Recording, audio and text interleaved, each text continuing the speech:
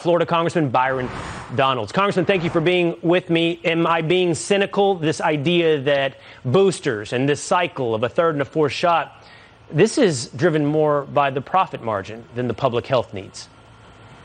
I don't think you're being cynical at all. I think it is driven by profit. I also think it's driven by politics. Listen, Joe Biden obviously has a disaster on his hands in Afghanistan. We all know that, but he hasn't been much better here. Instead of providing clear information to the American people, all he tries to do is throw money at the situation and launch out with platitudes.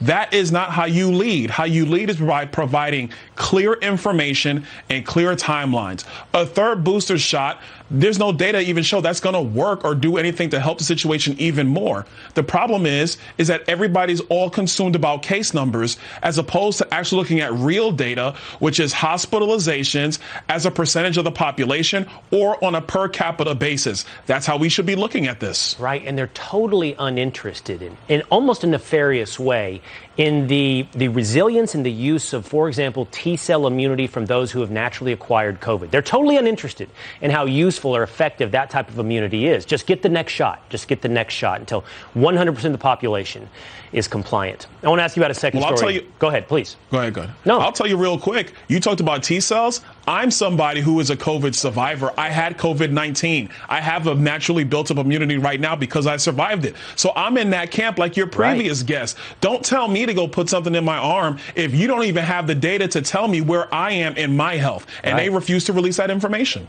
Well, let's talk about mandates one more time. Let's talk about compliance, because the Tennessee governor is allowing parents to opt out of mask mandates. And this, Congressman, as some states, many school districts are now going to mask mandates for children. The Tennessee governor embracing a radical concept, options and choice for families and parents.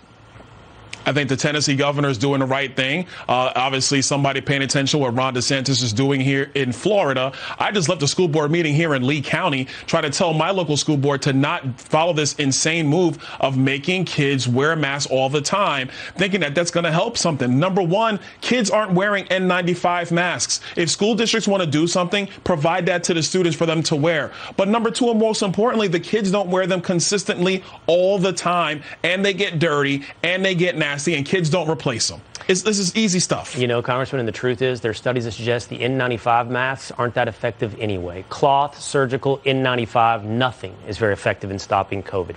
Thank you for jumping on the program and talking with me tonight. Anytime. All right. Don't